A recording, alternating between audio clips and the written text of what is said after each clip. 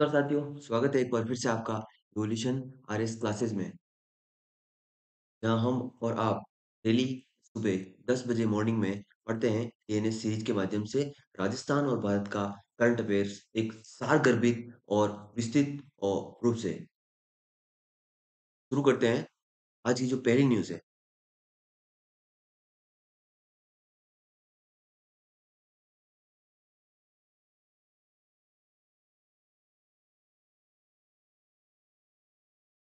आज की पहली न्यूज़ क्या है?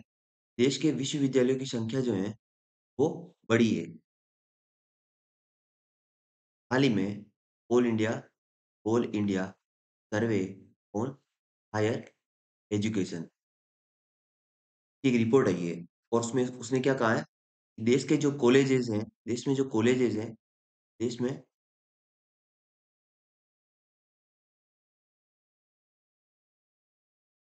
कॉलेजों की संख्या बढ़ी है। अच्छा, यहाँ आप एक गौर कीजिए इस पॉइंट पे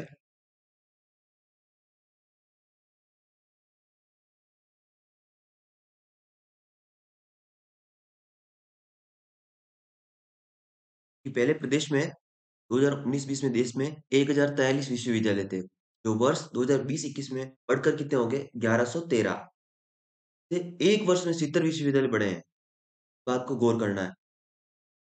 तो सबसे ज़्यादा इंडिया लेवल पे कहाँ पे हैं? तो हम देखते हैं कि 1058 है बेंगलोर में, बेंगलोर अर्बन। और उसके बाद जो है सर्वाधिक कहाँ है? राजस्थान में, जयपुर में 671। जयपुर राजस्थान को बोला है तो राजस्थान में कितने हैं? 671। तो मतलब क्या हुआ? विश्वविद्यालयों की संख्या में राजस्थान इंडिया लेवल पे दूसरे स्थान पर आता है। दूसरे स्थान पर स्टैंड करता है और कितनी संख्या ये पूछ जाए तो 671 कॉलेज है।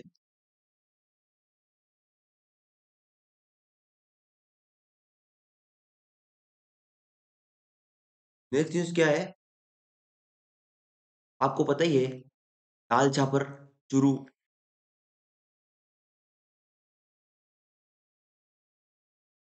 काले हिरणों के लिए प्रसिद्ध है। इनके संरक्षण के लिए हम जसवंतगढ़, इंपॉर्टेंट है ये, न्यूज़ में है। जसवंतगढ़ जो नागौर में पड़ता है, उस क्षेत्र को भी के लिए रिजर्व कर रहे हैं, संरक्षित कर रहे हैं।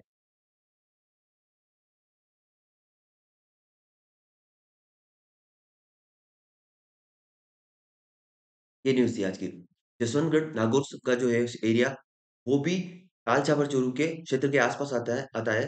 तो ये जो मृग होंगे, उनका संरक्षण उस क्षेत्र में भी किया जा सकता है। तो जो राजस्व विभाग है, वो इसके लिए इनिशिएट ले रहा है, वो जो ज़मीन है जितनी भी, उस ज़मीन को कन्वर्ट कर रहा है इसके लिए। ये एक न्यूज़ थी।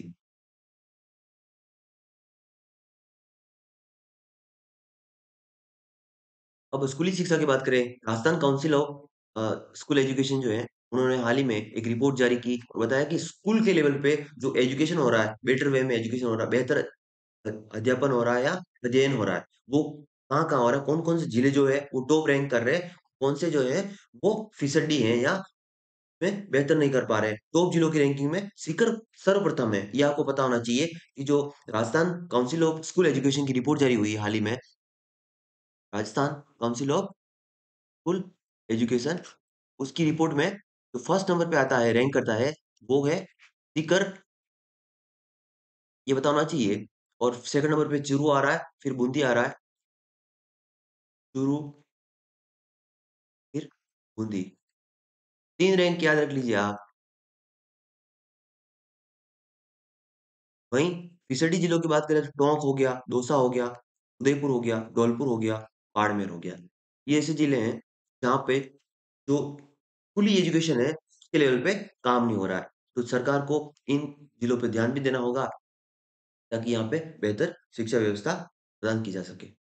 नेक्स्ट न्यूज़ की तरफ हम मूव ऑन कर रहे हैं। देखते हैं अगली न्यूज़ क्या है। देखिए, हम अभी तक क्या कर रहे थे? ऊर्जा के जो परंपरागत स्रोत थे, परंपरागत, और परंपरागत में भी हम जो कोयला है, मुख्य रूप से हमारा ऊर्जा का सोर्स है आज जो, वो कोयला है। कोयला एक ऐसा है जो एक तो प्रदूषण भी करता है और साथ ही साथ ही क्या है ये ऊर्जा का एक अनवीकरणीय स्रोत है।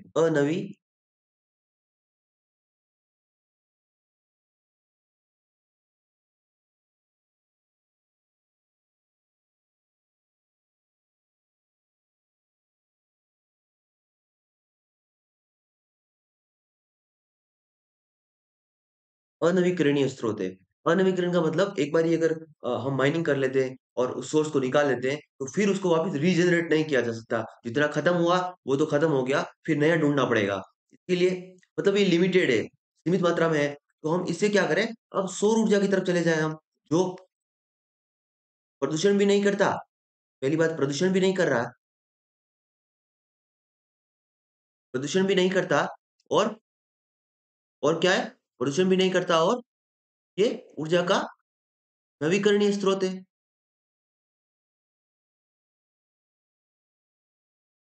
इसी के संदर्भ में हमने क्या किया कि राजस्थान के जो बांध हैं, तालाब हैं, झीलें हैं, इन पे भी फ्लोटिंग सोलर पावर प्लांट स्थापित करने की एक मुहिम चलाई है। उसी संदर्भ में बात कर रहे हैं कि 1 से 2 मेगा वाट के जो प्लांट होंगे, हम मानसागर जयपुर में 1 मेगावाट का प्लांट स्थापित करने जा रहे हैं।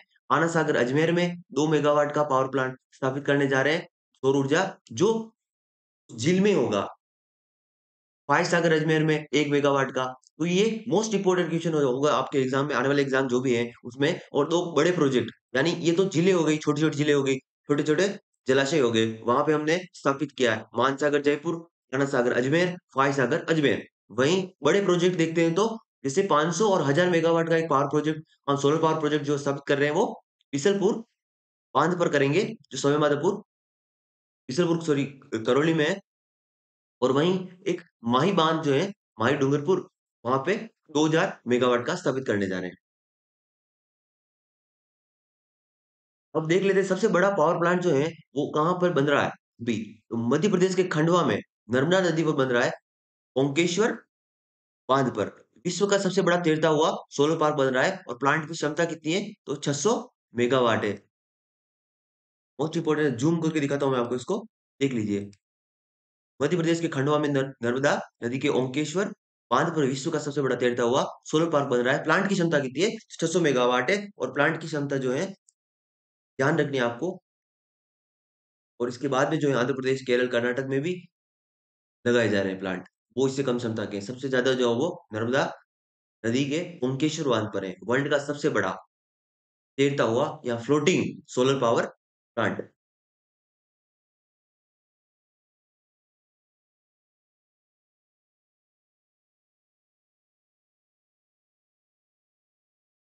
नेक्स्ट न्यूज क्या आ रही है, अभी हाल ही में सुना जा रहा है कि रणथंभौर सवाईमाधोपुर में बागिन टी 114 और उसके शावक की मौत हो गई है। तो जो वन्य जीव के संरक्षक हैं, वो क्या कह रहे हैं कि इनको जयपुर की बजाय आप कोटा भेजो। जितने बच्चे हैं, शावक जो भी हैं, वो उनको क्या करे, उनको कोटा के अबेड़ा, ये कोटा का अबेड़ा इंपॉर्टेंट है। तो जैविक उद्यान है, बायोलॉजिकल पार्क है, तो अबेड़ा कहाँ स्थित है, आपसे एग्जाम में पूछा जाता है। अबेड़ा, अबेड़ा का संबंध है कोटा से। ये एक इंपॉर्टेंट क्वेश्चन बन सकता है जीके के प्रोस्पेक्टस से। नाहरगढ़, ये नाहरगढ़ आपको पता ही है जयपुर में है। नाहरगढ़ जो एक हेरिटेज साइट भी है और वहीं पे जैविक पार्क भी बना हुआ है, नाहरगढ़ का किला।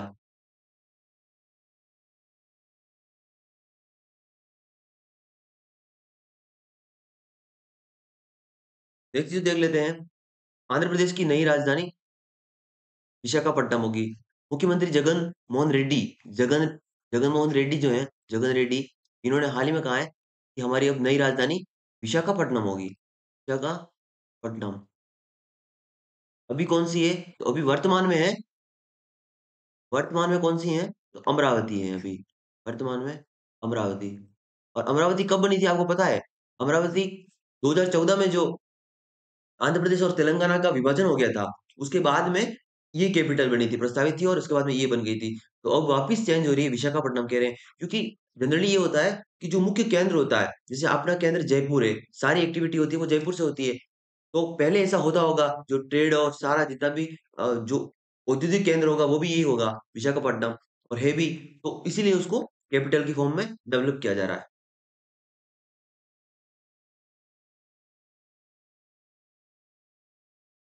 प्रदेश में 5 फरवरी तक उत्सवों की धूम है। कहाँ कहाँ उत्सव हो रहे हैं तो देख लेते हैं।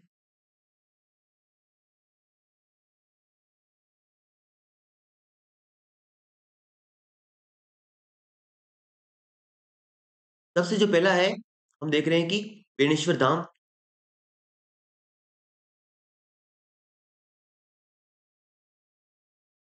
और दूसरा है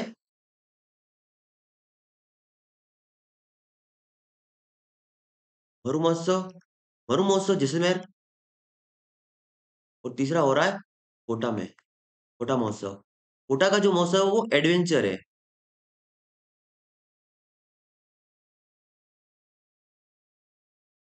मरु महोत्सव जैसलमेर हो गया। बेणेश्वर धाम डूंगरपुर आपको पता ही है।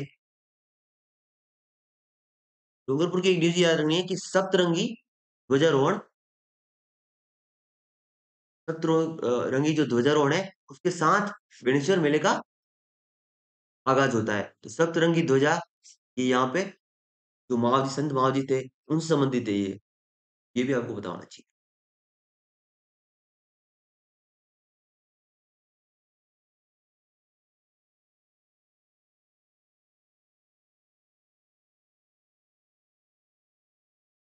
नेक्स्ट न्यूज क्या है, मैं आपके लिए एक योजना लेके आया हूँ। जैसे बिजली बिल में जो सरकार एक कंसेशन दे रही है या सब्सिडी दे रही है, वो क्या है?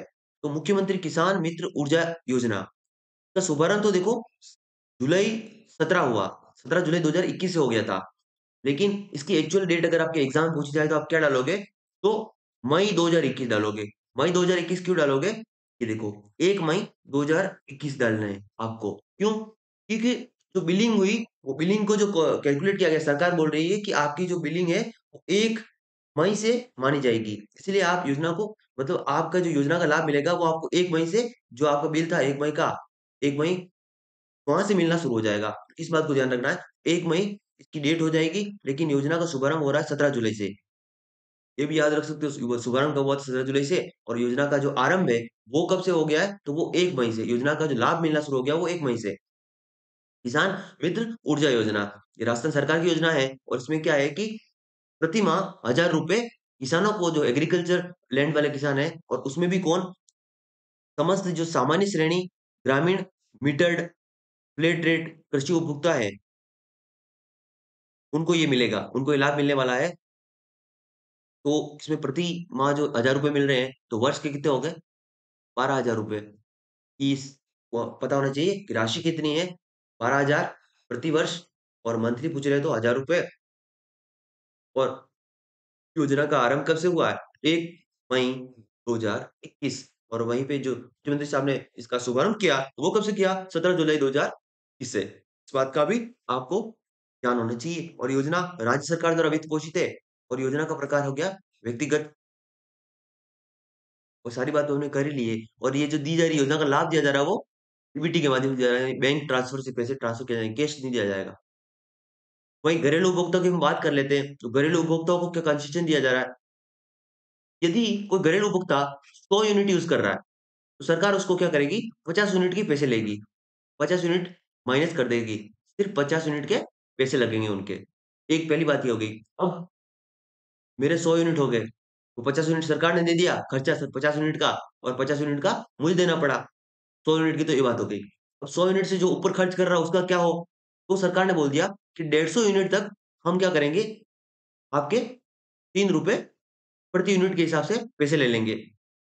फिर 150 से कोई ज्यादा खर्च कर रहा है, 150 से 300 के बीच में अगर खर्च कर रहा है, तो 2 रुपए प्रति यूनिट के हिसाब से उसका पैसा लगेगा। वहीं पे 300 प्लस यूनिट अगर किसके हो, तो फिर जो स्लेब है, जो विद्युत विभाग स्लेब है, उसके अनुसार ही उसका लगेगा, खर्चा होगा। तो बात का भी आपको अंदाजा होना चाहिए, ये पता होना चाहिए। और योजना किसकी है? किसान मित्र वाली भी तो ऊर्जा विभाग की है, ये भी आपको बताना चाहिए। नेक्स्ट न्यूज देख लेते हैं।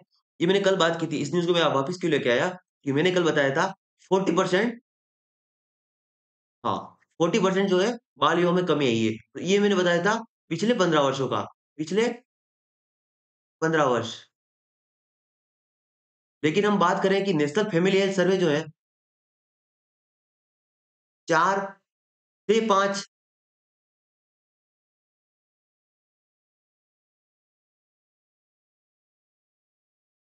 जो है 5 साल का जो एक टेन्योर हुआ,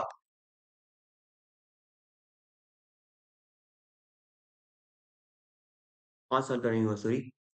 एनएफएचएस 4 और 5 के बीच देखें या फिर हम पिछले 5 वर्षों में देखें। जैसे राजस्थान सरकार 5 वर्षों की बात कर रही है या फिर एनएफएचएस देखो, सरकार क्या कह रही है कि एनएफएचएस 4 की तुलना में एनएफएचएस 5 नेशनल फैमिली सर्वे 4 की तुलना में एनएफएचएस 5 में हमने जो बाल विवाह में कमी की है, वो कितनी की है? तो 10% की है। कोई बता रहा न्यूज़पेपर था, उसमें बता रहे हैं कि 11% की हुई है। नहीं, जो सरकार की ऑफिशियल सूचना एवं प्रसारण विभाग है, वो कह रहा है कि 10%।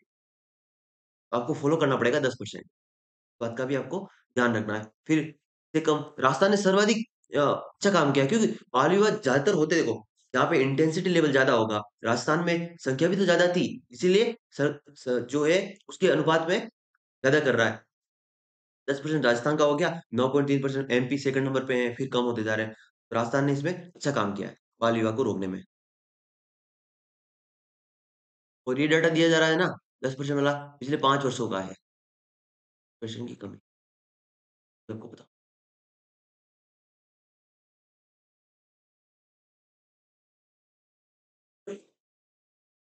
हाल ही में केंद्र का बजट जारी हो गया है। आर्थिक सर्वेक्षण भी सरकार ने जारी किया है। अब यहाँ पे हमें क्या देखना है कि केंद्रीय वित्त मंत्री निर्मला सीतारमण ने बुधवार को अपना पांचवा सरकार का ये कौन सा हो गया वित्त मंत्री एज ए वित्त मंत्री निर्मला सीतारमण का ठीक है कौन सा हो गया पांचवा बजट हो गया है पांचवा बजट पेश कर दिया बहुत बड़ी बात होती है। वहीं 75वां बजट पेश किया जा रहा है। देखिए दो चीजों को आप समझ लीजिए सिंपल सी बात। जनरली क्या होती है सरकार दो चीजों को लेके आती है एक तो होता है बजट और एक होता है आर्थिक समीक्षा। आसान शब्दों में हम इसे समझे तो क्या होना चाहिए कि आर्थिक समीक्षा जो होती है जो हमने पिछले वर्ष काम किया और जो हमारी अ, लक्ष्य है या आशाएं हैं वो क्या है पिछले वर्ष का जो ब्यौरा था पिछले वर्ष के कार्यों का जो ब्यौरा था वो इसमें देते हैं।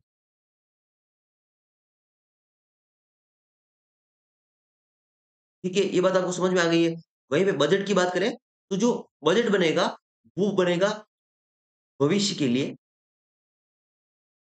जो हमने यहाँ कुछ डिसीजन लिए हैं वापिस जैसे प्रगति 7% तक होनी चाहिए ग्रोथ 7% जो होनी चाहिए तो वो किन माध्यम से होगी बजट में वो रिसोर्स या संसाधन जो होंगे वो वितरित किए जाएंगे इसी के संबंध में इस बात को आपको ध्यान रखना है।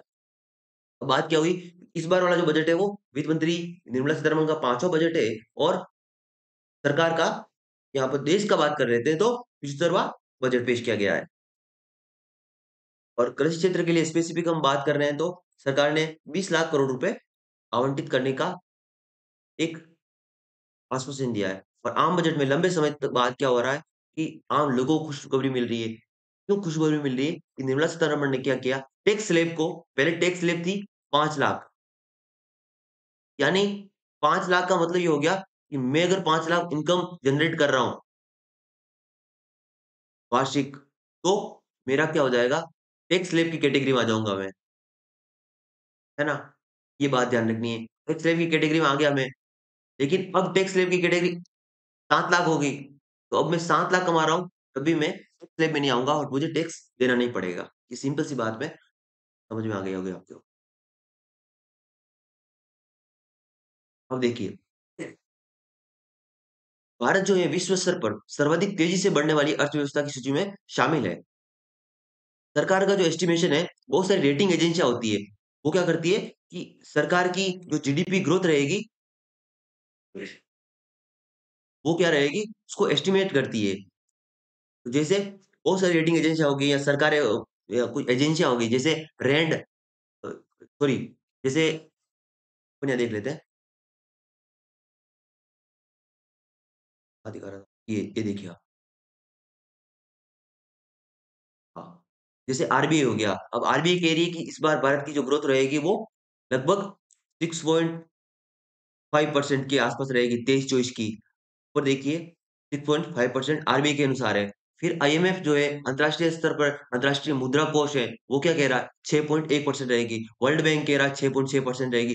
जैसे संयुक्त राष्ट्र कह रहा है 6% रहेगी। एडीबी एशियन डेवलपमेंट बैंक कह रहा है 7.2% रहेगी। क्रिसिल जो है बड़ी रेटिंग एजेंसी है क्रिसिल, वो 6% कह रही है। फिंच रेटिंग एजेंसी 6.2% कह रही है। इसका मतलब क्या हो गया? हम लगभग 7% के आसपास हैं, एस्टिमेशन पे हैं। सरकार ने क्या कह दिया कि सभी क्षेत्रों में व्यापक सुधार हुआ और 7% हमारी ग्रोथ रेट का अनुमान है। यानी विकास की दर क्या रहेगी आने वाले इस वर्ष में? विकास दर क्या है सरकार की? एस्टिमेट, यानी अनुमान लगा रहे हैं हम अभी आने वाले वर्ष के लिए, है ना? अनुमान लगा रहे तो कितनी रहेगी? 7%। याद रखना आपको एग्जाम के लिए, ठीक है?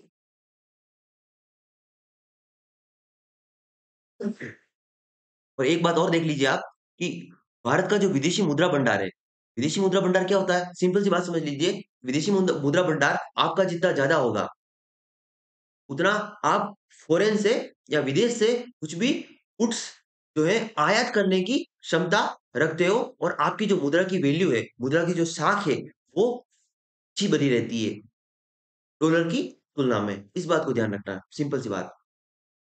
अब जैसे भारत की वर्तमान जो विदेशी मुद्रा भंडार है, वो कितना है?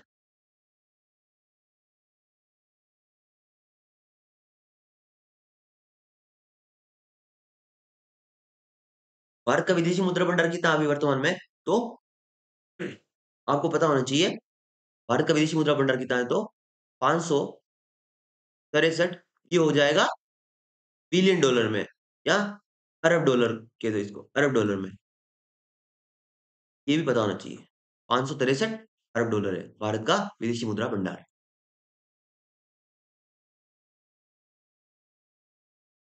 और शिक्षा और स्वास्थ्य की बात कर रहे हैं, इस पे भी खर्च है। 2021-22 की तुलना में 2022-23 में कितना हुआ है? पहले 6.81 था शिक्षा में, अब कितना हो गया? 7.57 लाख करोड़ रुपए हो गया है। वहीं पे हम बात कर रहे हैं 4.72 लाख करोड़ था 2021-22 में स्वास्थ्य पर खर्चा। अब कितना हो गया? 5.48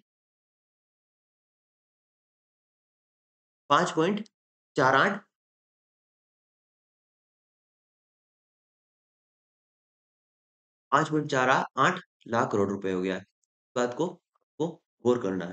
तीन बातें हमने देख ली यहाँ पे। क्या देखी है? मैं बता देता हूँ आपको सिंपल वापिस एक बार शॉर्ट वे में।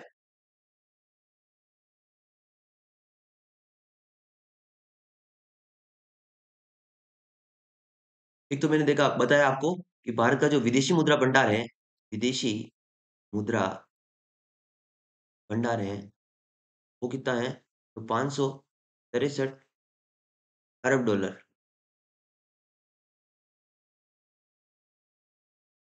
पहला पॉइंट बताया मैंने। दूसरी बात मैंने की, जो भारत की विकास की दर है उसका अनुमान क्या है? विकास दर का अनुमान क्या है?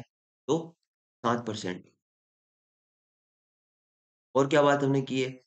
यही की है कि शिक्षा और स्वास्थ्य पे जो खर्चा है वो हमने बढ़ा दिया है पहले की तुलना में। पहले जो 2021-22 की हम बात करें, 2021 और 22 की तुलना में 2022-23 में कितना हुआ है? तो पहले जो, अगर हम बात करें एजुकेशन की, तो एजुकेशन में जो था 6.83, अब हो गया 7.57। वहीं पे हम बात करेंगे हेल्थ की, तो हेल्थ में 4.72 था, अब हो गया 5.48। यानी हेल्थ और दोनों में हमने खर्चे को या बजट में उसके एलोकेशन को बढ़ा दिया है। आपका वो पता होना चाहिए। हाँ, आज है 2 फरवरी। 2 फरवरी को क्या होता है? विश्व आर्द्र भूमि दिवस मनाया जाता है। और विश्व आर्द्र भूमि दिवस है क्या चीज? आर्द्र भूमि जितनी भी होती है, वेटलैंड होती है। वेटलैंड की इंपॉर्टेंस क्या होती है? वेटलैंड की इंपॉर्टेंस ये होती है कि जो आर्द्र भूमि होती है, आर्द्र भूमि, वो जैव विविधता यानी बायोडायवर्सिटी के दृष्टिकोण से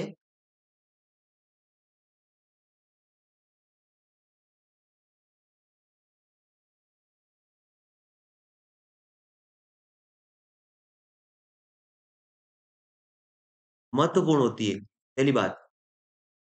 और जो प्रदूषण है, प्रदूषण को कम करने में भी इसका महत्वपूर्ण योगदान होता है। और भी बात करें तो जो वन्य जीव हैं, वन्य जीव हो गया, इनके रहने का स्थान होता है। बहुत सारी ऐसी-ऐसी इनकी इम्पोर्टेंस होती है कि हमारे पर्यावरण जो है हमारा, उसको संतुलित करने का या फिर उनको पर्यावरण के संरक्षण का काम ये व आद्र भूमियाँ करती है। तो इनका कंज़र्वेशन या संरक्षण होना चाहिए कि नहीं चाहिए? ये कंज़र्वेशन नहीं करेंगे तो ये प्रकृति नष्ट हो जाएगी।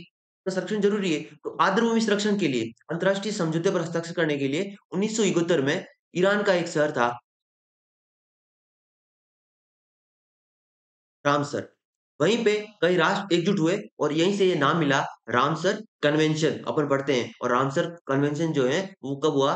तो विश्व आर्द्र भूमि दिवस 2 फरवरी को ही ये सम्मेलन हुआ। तो ये आपको पता होना चाहिए था और फिर वर्तमान में कुल लगभग 2400 इम्पोर्टेंट है। वर्ल्ड लेवल पे अगर बात करेंगे वर्तमान में कुल कितने रामसर साइट्स हैं, रामसर स्थल हैं, तो रामसर स्थल 2400 हैं और रामसर स्थल की इम्पोर्टेंस क्या है या महत्व क्या है? तो मैंने आपको बता दिया कि ये जैव विविधता का संरक्षण करते हैं, वन्य जीवों के रहने का स्थान है और पर्यावरण के संरक्षण का भी ध्यान रखते हैं, पर्यावरण प्रदूषण को कम करते हैं। आज एशिया में सर्वाधिक रामसर स्थल कहाँ है?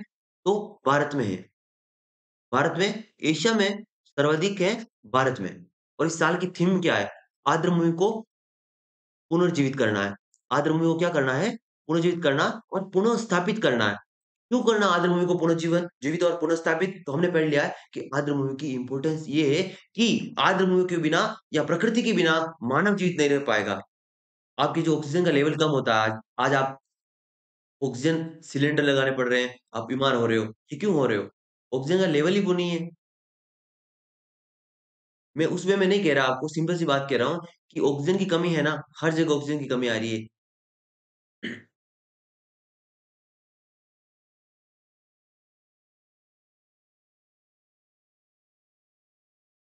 तो बात करते हैं कि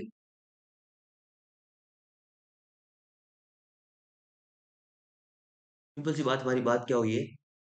तो 2 फरवरी को विश्व आर्द्र भूमि दिवस मनाया जा रहा है और ये जो है वो 1971 के ईरान के रामसर स्थान पर जो कन्वेंशन हुआ था इन भूमियों के संरक्षण के लिए आर्द्र भूमियों के, उसका नतीजा है।